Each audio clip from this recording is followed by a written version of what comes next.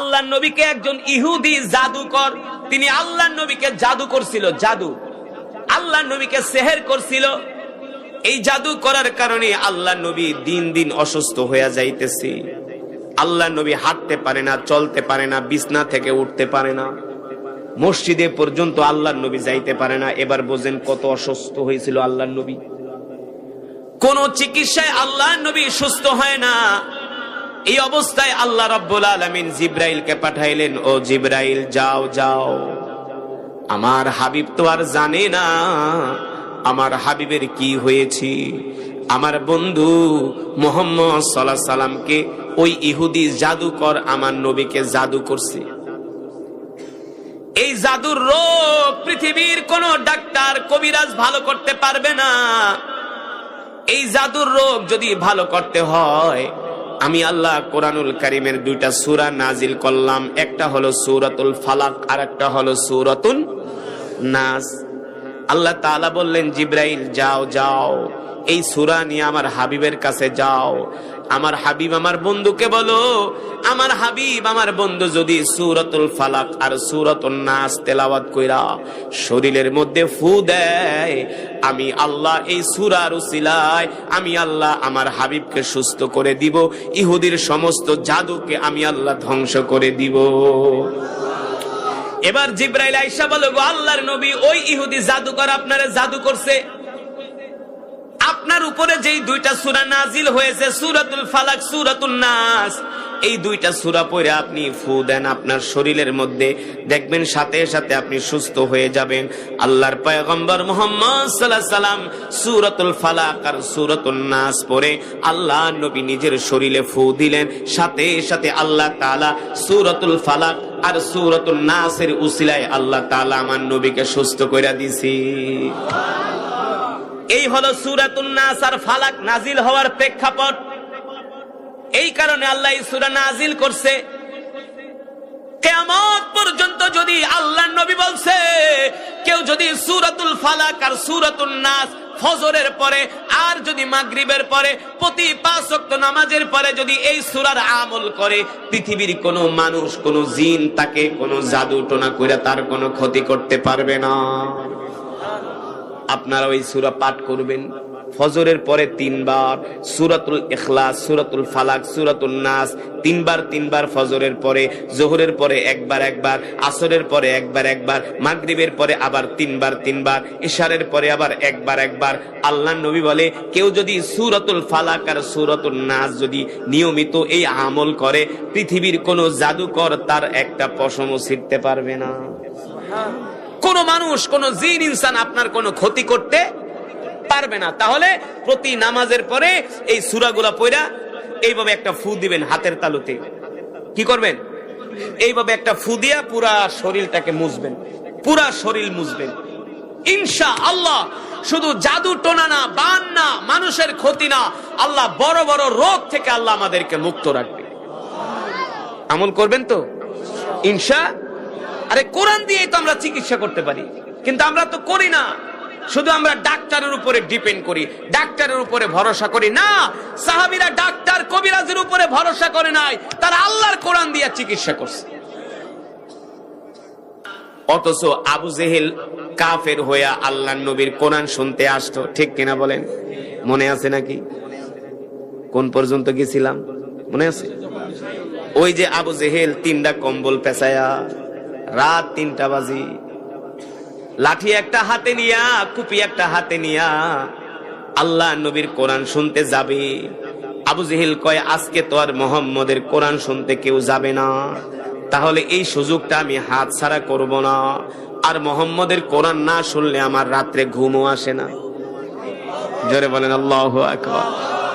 মুহাম্মদের কোরআন না শুনলে আমার রাত্রবেলা ঘুমও আসে না। আবু জেহেল আল্লাহর নবীর কোরআন শোনার জন্য প্রস্তুতি নিতেছে, কম্বল পেঁচায়া লাঠি হাতে নিয়া আবু জেহেল ঘরের দরজার সামনে দাঁড়ায়া দরজার সিটকানিটা খুলতেছে। সিটকানি যখন টান দিছে, সিটকানি টান দেওয়ার সাথে সাথে ঠাস করে একটা আওয়াজ হয়েছে। আওয়াজের চোটে আবু জেহেলের স্ত্রীর নাম হলো উম্মে জামিল। নাম কি? উম্মে জামিল আবু জেহেলের স্ত্রী। যখন দেখছে রাত 3টা বাজে আবু জেহেল ঘরের দরজা খুলে বাইরে যাইতেছে, দরজার আওয়াজ পায়া উম্মে জামিল ঘুম থেকে জায়গা গেছে। জায়গাকে আবু জেহেল, তুমি প্রতিদিন রাত্রে পালায়া পালায়া তুমি মোহাম্মদের কোরআন শুনতে যাও, আজকে তুমি আইন করছো, আজকে রাত্রে কোথায় যাও? আবু জেহেল বলে, উম্মে জামিল ডিস্টার্ব করো না, আমি একটা ভালো কাজে যাইতেছি। আবু জেহেলের স্ত্রী কয়, তোমার চরিত্র অত ভালো না, রাত 2টা বাজে 3টা বাজে আবার কই যাইবা? আমি তো তোমারে চিনি, তুমি তো আমার স্বামী। মক্কার ভিতরে যত 2 নম্বরই চুরি বাটপারি ছেঁচড়ামি সব তুমি করো, তুমি আবার রাত 2টা বাজে কোন ভালো কামে যাও? আবু জেহেল তো কইতে পারে না, রে স্ত্রী জ্বালাইস না, মোহাম্মদের কোরআন শুনতে যাইতেছি, এটা তো আসলেই ভালো কাজ। কিন্তু যদি আবু জেহেল বলে, উম্মে জামিল আমি মোহাম্মদের কোরআন তেলাওয়াত শুনতে যাই, এই কথা যদি আবু জেহেল তার স্ত্রীকে বলে, তাহলে স্ত্রী তো দিনের বেলা মানুষের কাছে বইলা দিবে, কারণ মহিলাদের পেটে তো কোনো কথা সয় না। এই যে ভাই খুব মজা হয়েছে, মহিলাদের পেটে কোনো কথা, তারা আবেগে পয়রা সব বইলা দেয়। 3-4 জন মহিলা বইনা যদি একসাথে হয়, 14 বছরের আগের সব কথা কইয়া দেয়। মা বোনরা আবার রাগ করেন না। আবু জেহেল কয় কি, যদি মহিলার কাছে বলি আমি মোহাম্মদের কোরআন শুনতে যাই, তাইলে তো দিনের বেলা যায় সব মহিলাকে বইলা দিব, পরে আমার বিরুদ্ধে মিছিল শুরু হয়ে যাইব। না না না, স্ত্রীরে বলা যাইব না। উম্মে জামিল বলে, আবু জেহেল কোন কামে যাও? বলে, বলা যাবে না, বলা যাবে না, ভালো কাজে যাইতেছি। উম্মে জামিল কয়, যদি তুমি ভালো কামে যাও তাহলে আমারেও সাথে করে নিয়ে যাও। আবু জেহেল লেখে পড়ছি তো বিপদে, এ বেডি জ্বালাজালি করিস না, রাত 3টা বাজে, যাইতে দে যাইতে দে। উম্মে জামিল বলে, আমার থেকে অনুমতি না নিয়া এক পাও সামনে আগাইতে পারবা না, সব আমি মক্কার মানুষদেরকে বইলা দিমু। তুমি রক্ষক হইয়া ভক্ষকের কাতারে সামিল হইছো, তুমি আইন করো, তুমি আইন ভঙ্গ করো। আবু জেহেল কয়, স্ত্রীরে জ্বালাইস না, সময় শেষ হয়ে যাইতেছি। কি সময় শেষ হয়ে যাইতেছি? কারণ আল্লাহ নবী তো বাইতুল্লাহ রাত 3টা বাজে তাহাজ্জুদে কোরআন পড়ে, 1 ঘন্টার পরে তো আবার তাহাজ্জুদের ওয়াক্ত শেষ, তেলাওয়াত শেষ। তার মানে সময় যত যায় ততই কোরআন তেলাওয়াতের সময় জায়গা।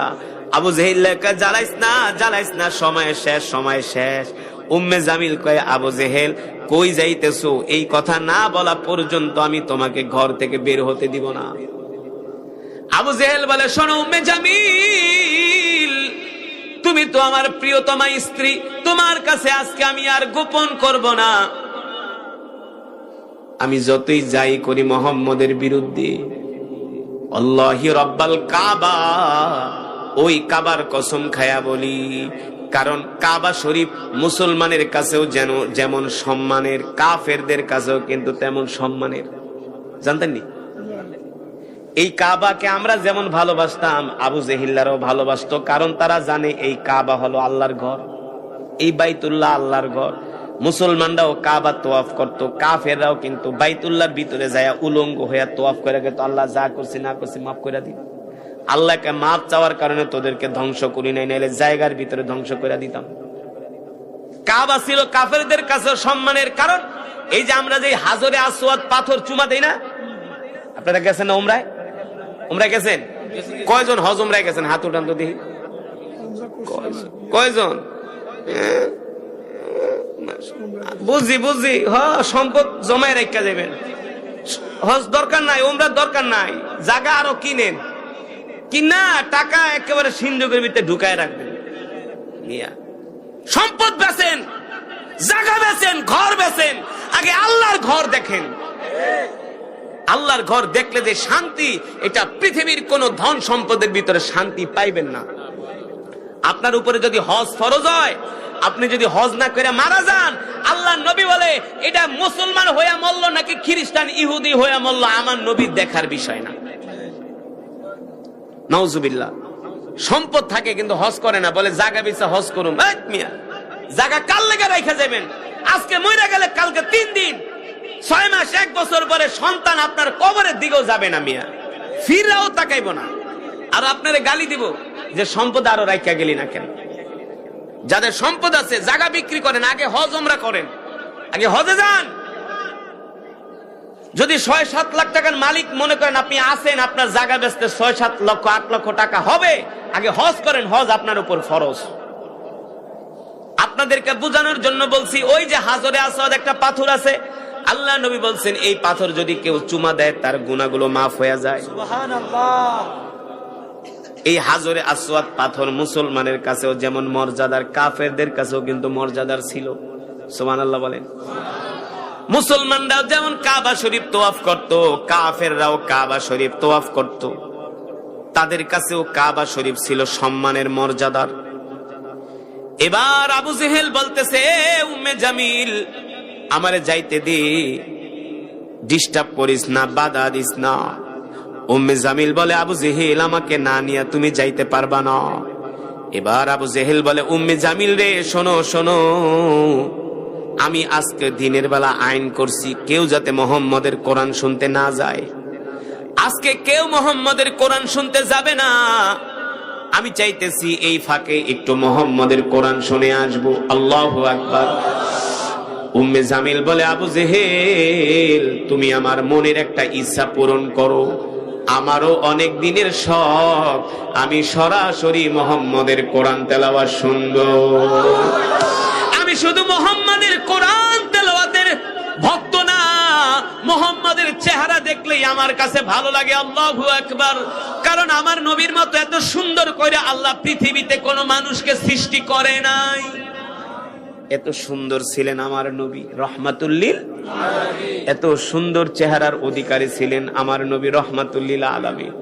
মক্কার কাফেররা আল্লাহর নবীর বিরোধিতা করত, কিন্তু নবীজির সামনে গেলে আর কোনো কথা বলার সাহস পাইতো না, যে এত সুন্দর চেহারার মানুষটার সাথে কিভাবে বেয়াদবি করি। সুবহানাল্লাহ। উম্মে জামিল বলে, আবু জেহেল আমি শুধু মুহাম্মদের কোরআন তেলাওয়াতের ভক্ত না, আমি মুহাম্মদের চেহারার দিকে তাকাইলে সব ভুলা যায়। আল্লাহু আকবার। আমাকে একটু মুহাম্মদের কোরআন তেলাওয়াত শুনতে নিয়ে যাও। আবু জেহিল্লা বলে, মহিলারা হইল অলস টাইপের, এগুলা শুধু ভুল করে, তোমারে নিয়ে যায় আর কোন বিপদে পড়ুন। উম্মে জামিলকে কোনো সমস্যা নাই, আমারে নিয়ে চলো। আবু জেহেল বলে, নিতারি শর্ত আছে, বোরকা পর। কি পর? কারণ কেউ যদি দেখা বলায় তাহলে কেউ আবু জেহিল্লা আইসি আর বউ আইসি, ঘড়ি বাড়ি দুইটাই আইসি, তা বোরকা পর, তোর চেহারা যাতে কেউ না আসেনি। বোরকা পর মানে কি? কম্বল দিয়া চেহারা পেঁচা। এক কম্বল দিয়া উম্মে জামিল চেহারা পেঁচাইছে, আর এক কম্বল দিয়া শরীর ডাকছে। আল্লাহকে বোরকা পরবি না, তোরে দেখ কেমনে বোরকা পরাই। ঠিক কিনা বলেন?